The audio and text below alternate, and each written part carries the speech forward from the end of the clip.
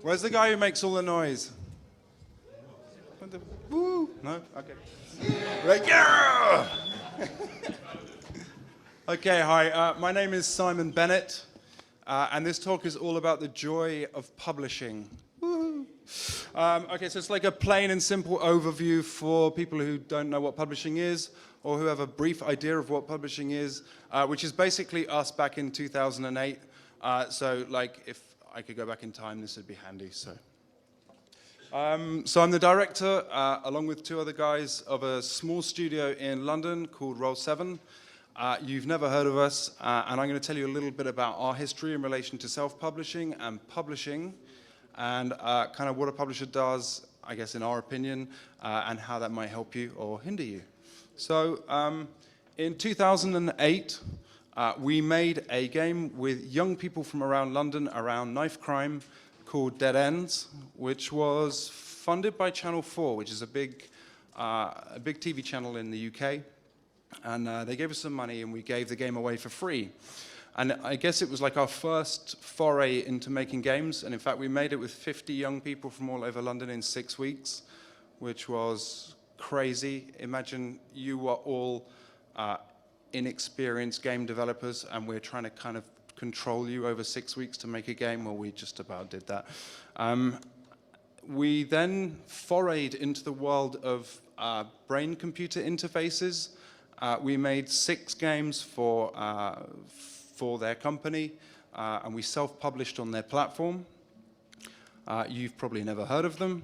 And we've just about recouped some of that money now, and we still get a check every kind of quarter, which might just about cover our beer fund.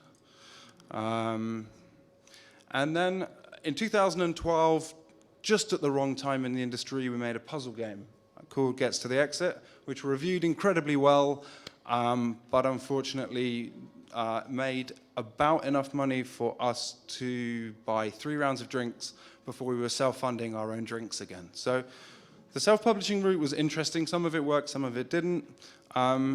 Then this year we made, last year we made, oh, okay, you've heard of it, 1 person, 2 persons, 3 persons, 5, 9. Okay, so some people have heard of Ollie Ollie. We made this in 2013, and it was kind of micro-published, I guess, by PlayStation, and then since has been published again by Devolver on Steam. And it's been, I guess, like a bit of a mini hit for us, and has allowed us to continue on doing what we like to do. We've started work on a sequel already with a very similar kind of publishing setup. We're working on another game at the moment called Not a Hero. So I guess like we're working with Devolver a bunch, but we're also working with some other publishers. You might have heard of Devolver because they've made, or they published Hotline Miami and also Broforce, which are over here. And I guess like the rest of the talk is about how you might want to engage with a publisher. So who here is like looking to make a game and make some kind of money from it, like any kind of money, whether it's £10? Okay, cool. So like a bunch of you, we all are. It's the dream. So like, welcome to this. This guy here with the suit and the handshake and stuff, like not necessarily, but like the cliched sort of management acronyms that we all hate and all that stuff, it doesn't have to necessarily apply. And for a lot of people, this is a really exciting challenge. But for others, it's kind of like, fuck. I was hoping just to make the game and not really do anything else, and there's this new thing I need to learn. So I was really interested, and I put something out on Twitter earlier this year and asked everybody, guys, how long do you spend making games, and how long do you spend running a business and doing publishing stuff? And the feedback from like big studios, small independent studios, and like literally individuals came back like this. And the split is 55% making games, 45% running a business.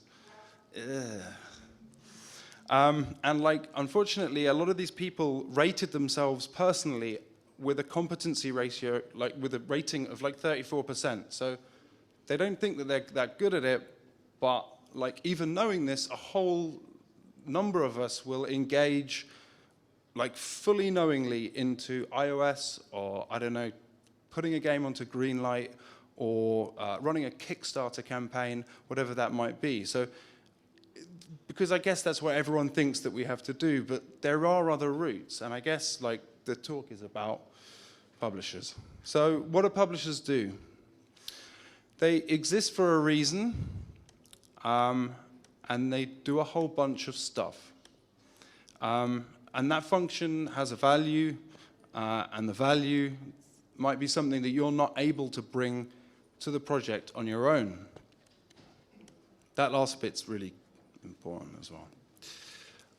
If you decide that you're going to self-publish a game, then not only are you going to do everything that they do, you're also going to make a really good game, because that's what you have to do.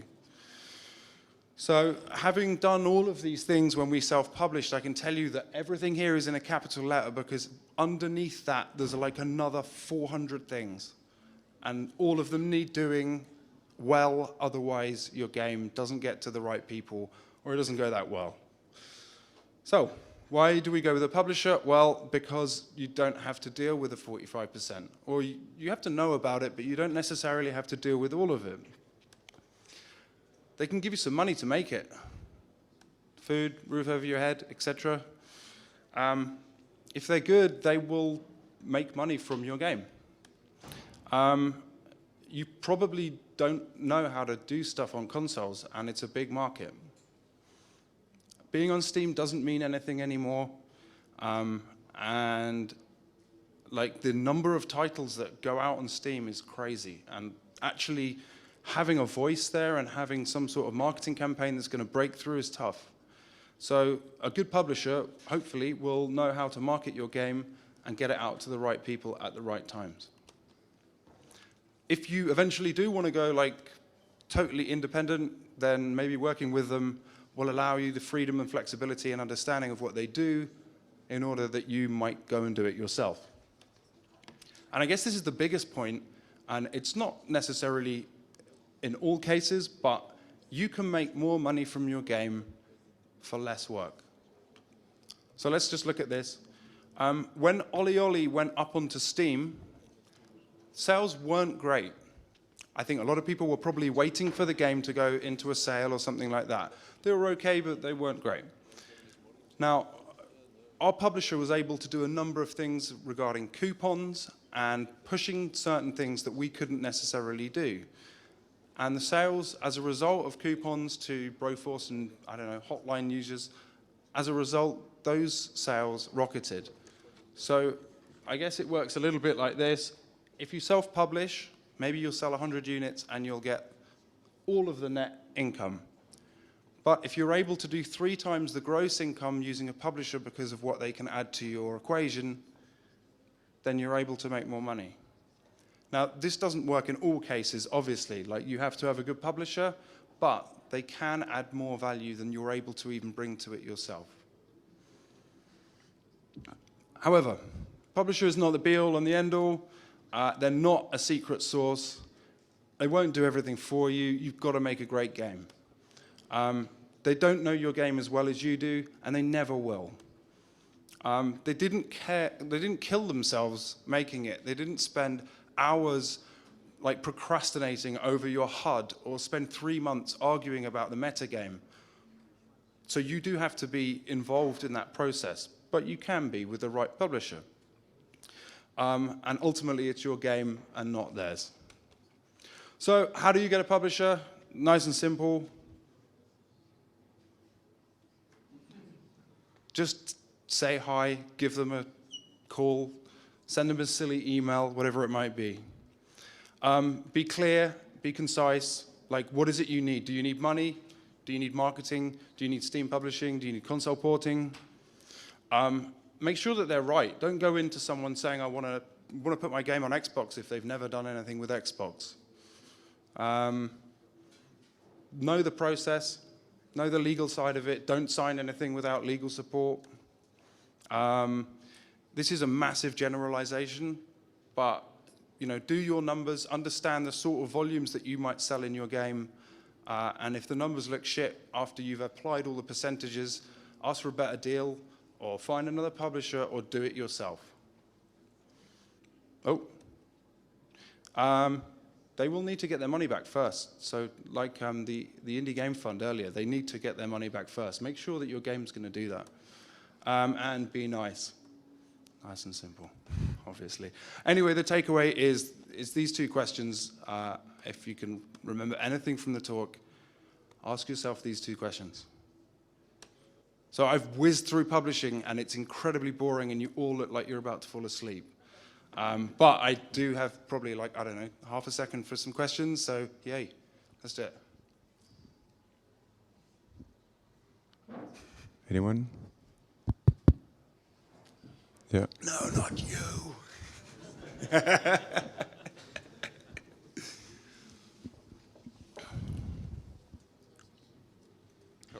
Can you do a ollie? Hi. All questions finished, thank you. I have one question. On one of your slides, you tells that you work with Sony and Devolver. Yep. And can you specify which did what? So Sony fronted us the money to build Oli Oli, and Devolver fronted us the money to port Oli Oli onto PC, Mac, and Linux. Okay. And they dealt with the publishing on And Steam. you contact them at the same time, or it was two separate things? We agreed the deal before Oli Oli came out, because they obviously hoped that it would do okay, but yeah. But a publisher will risk something based on whether they think it will do well. So. Okay, thank you.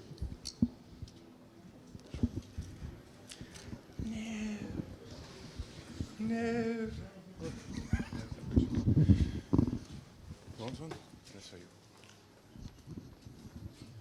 The graph that you showed that had the 300%, is that like in theory, or is that actual? This is theory, Okay. yeah. Do you have any data So- on your own that shows that kind of relationship? Our sales on Steam so far are 60% coupon based, 40% actual clean sales. Ow. What does clean sale mean?